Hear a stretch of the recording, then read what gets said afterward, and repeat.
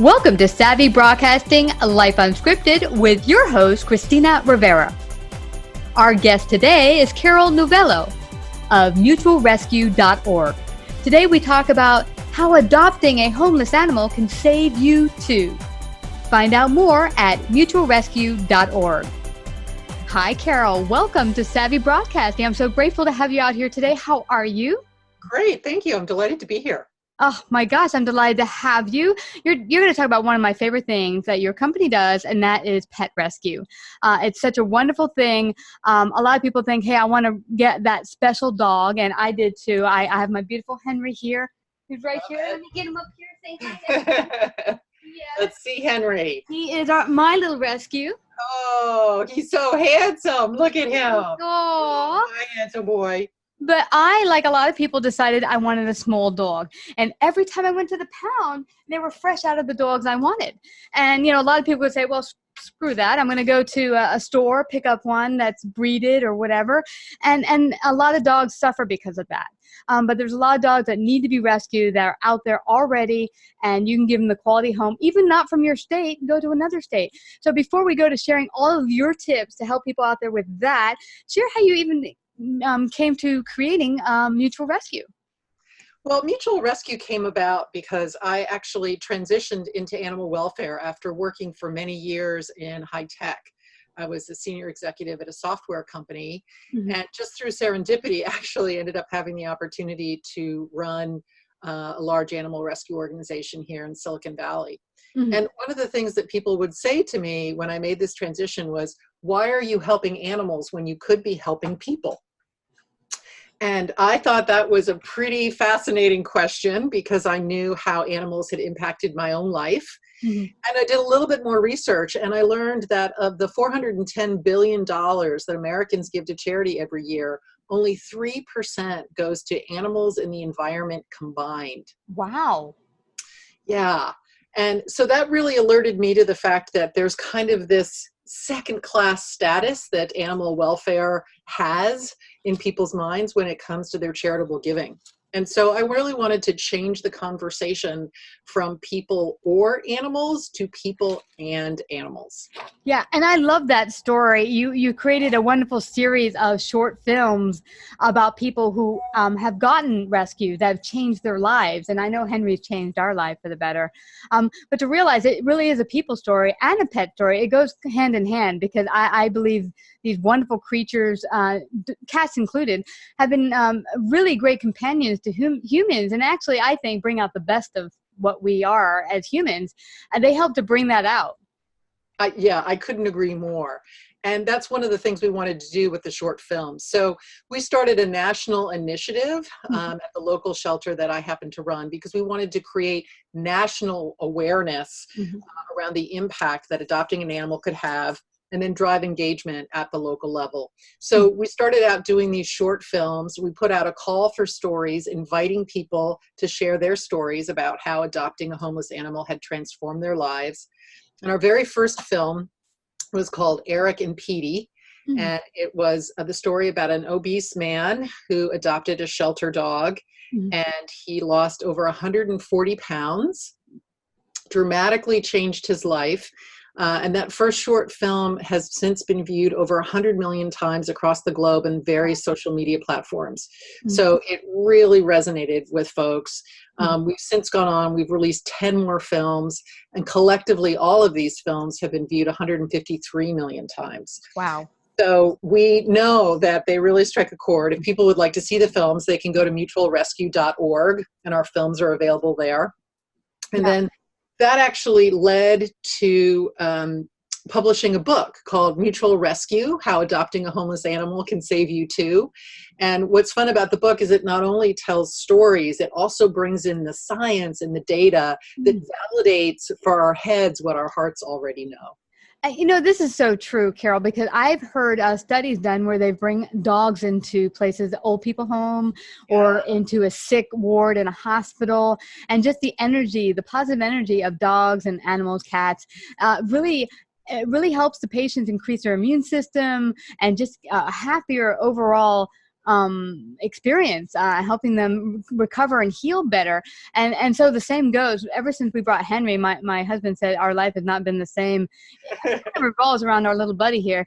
Yeah. Yeah, I mean, everywhere we go, we bring our little buddy with us, and he's just a great companion. We don't even see him as our, we own him. We see him as our buddy, our friend.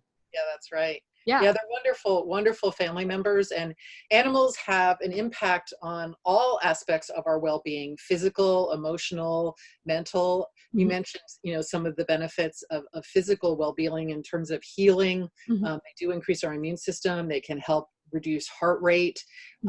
Emotionally, when we interact with an animal, it actually releases biochemicals in our brain. So feel-good chemicals, serotonin, oxytocin, those release chemicals, and those are feel-good chemicals in our body. So we feel better emotionally.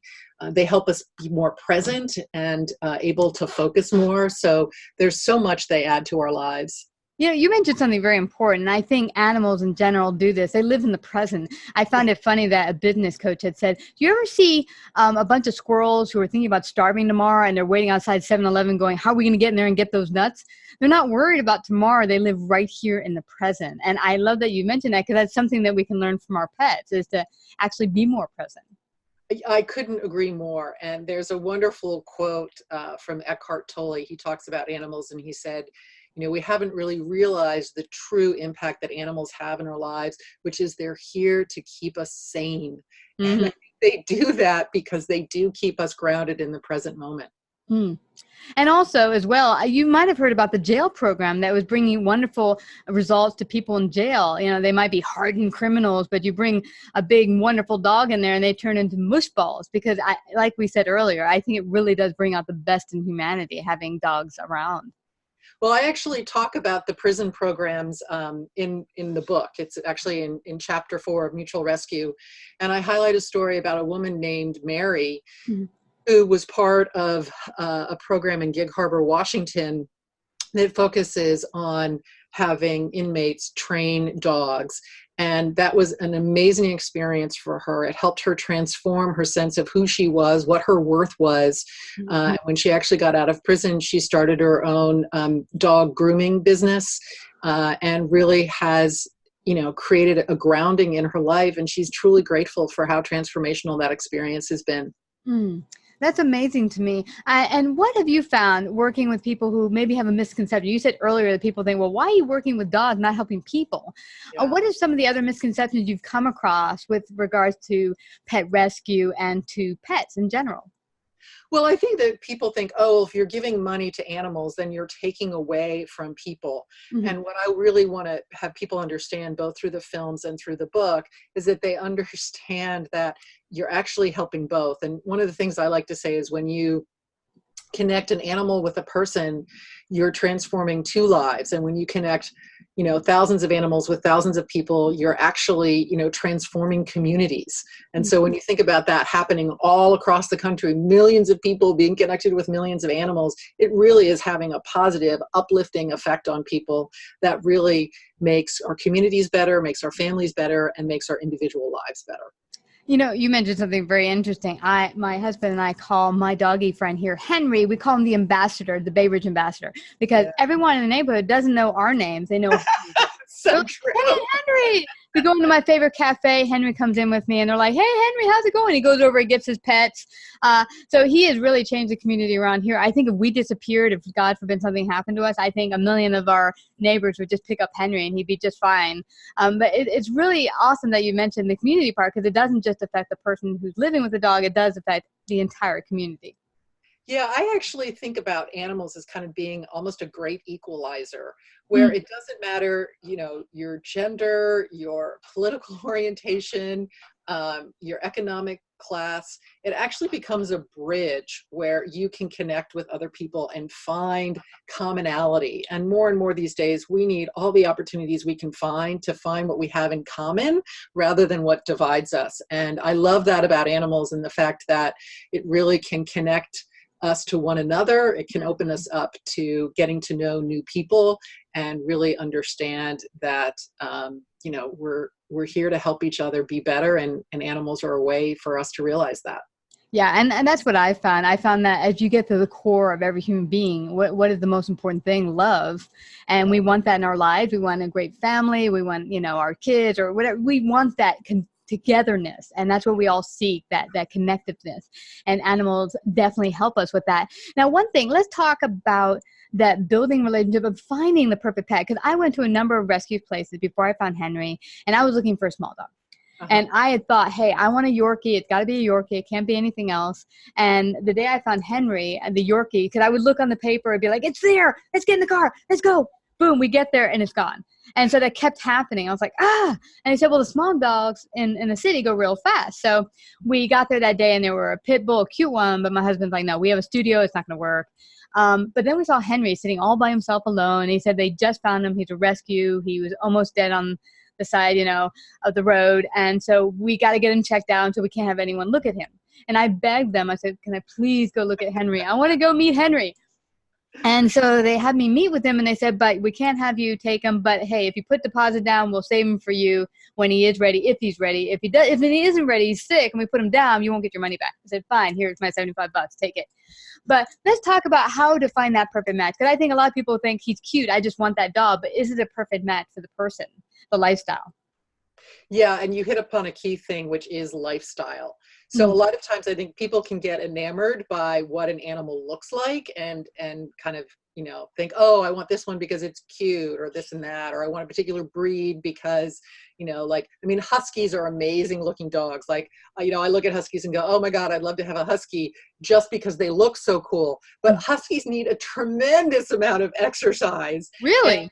Yeah, and there's a huge commitment there. They're very active dogs. And so when you take a step back and I go, I have no business having a Husky because I don't have the lifestyle for a Husky. So, more and more shelters are getting really good at matchmaking, which is asking you about your lifestyle and making a match that's a good fit for you. And so I think, being open-minded and just like people, you're not going to just kind of, meet somebody and everybody's not going to be a fit for you. And the same thing is true with animals. And it's being aware of what your lifestyle is like and finding an animal that can be a match for that. And the other thing that's actually really fun that I've experienced running a shelter is that, sometimes people have the heart set, oh, I really want a dog.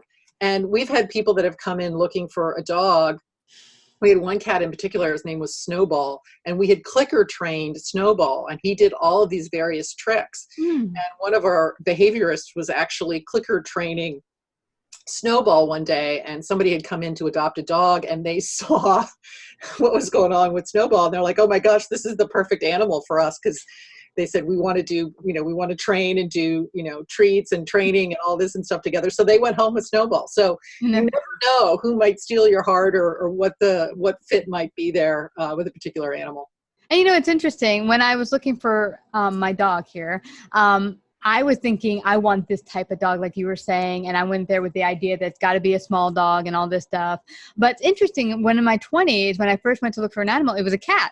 And I went into ASPCA in Manhattan, and I just walked in there with all the cats. And the one cat, I wanted a white cat, I said. I walked in there, and all the white cats were like, ready to tear my eyeballs out. I was like, okay, this is not working. But there was one cat that was dying for my attention. He was like this and putting his paws out and trying to get me. I said, can I look at that cat? I picked him up and he was like, oh, purr, I want you. And within 5 seconds, I'm like, I'll take him. He's like, you sure you want to spend some time with him? I'm like, no. He wants me. I'm going to take him home. So besides the lifestyle, I think it's also kind of important to pay attention to what animal's pulling towards you, which ones gravitate to you. Yes, for sure. It's really fun. So in the local shelter that I run in Silicon Valley, it's called Humane Society Silicon Valley. We have this really great space. It's called Sunshine's Community Cat Room. And we have up to 12 cats in there at any particular point in time. Yeah. And you can go in there and sit and see who comes up to adopt you. And, so I've adopted several of my cats that have come out of that room. And actually one of the stories that I talk about in the Mutual Rescue book, it's actually in chapter 12, is a woman who works in our organization, and her last name is Keenan. And she had recently lost one of her cats, and her sister had also passed away. And so she was very sad. And she'd gone into the community cat room, and she kind of asked her sister if she would, send her a sign kind of thing. And this cat kept coming up to her. She was going into the community cat room over multiple days. And she finally said, okay, what is this cat trying to tell me? And the cat's name was Keenan. So she was like, oh my gosh. And she's like, I think this is my cat. So there's just some, amazing connections that can happen with animals in very unique and wonderful ways. Absolutely. Now, does this happen with dogs? Do they also try to make that connection, or is it more of a cat thing, I wonder? Oh, I think it's with companion animals in general, animals that have been domesticated. There's wonderful stories about rabbits. I got an email from a woman recently who said, why didn't you put a rabbit story in your book? And I said, well, there is a chapter that tells stories about other animals. I've got horses and donkeys and pigs. And I said, look, in the second book, we'll get a rabbit rescue story in there. Awesome. Well, this is fabulous. I don't want people to leave without finding out how they can help you. Do you have a donate page where they can also donate, and also where they can go to mutualrescue.org, correct? Yes, mutualrescue.org. There's a number of different resources there. The first is you can go there and you can see all of our short films that we have released. You can learn more about the Mutual Rescue book, which is also available at all online retailers and wherever books are sold. We also have a search engine where you can find local shelters where you can adopt, volunteer, or donate. And as I mentioned earlier, Mutual Rescue is really about creating national awareness, but what we want to do is encourage people to get engaged at the local level. So we really want you to give to your local shelter. That's really where all of the frontline, hands-on rescue work is happening. So we really encourage people to do that. And then we also have a program called Doggy Day Out. And we help various shelters get programs implemented quickly. And the Doggy Day Out program essentially allows people to come and take a shelter dog out for the afternoon. So it's a low barrier to participation way to engage with your local shelter. So if you go there, you can find a directory that lists shelters that have that particular program. So if you're even thinking about maybe having an animal in your life, you might want to go take one out for the afternoon and see how that works. Well, I thank you so much, Carol, for the work you're doing, the awareness you're bringing out there to people. Animals are awesome. They do so much for our lives. Let's do great by them. So anyway, everyone, please go to mutualrescue.org. And Carol, thank you so much for coming to Savvy Broadcasting today. Thank you so much for having me. If you like this episode, please share and leave your comments. To find out more about paid sponsorship opportunities or how to become a guest, email Christina at lifeunscriptedradio.com.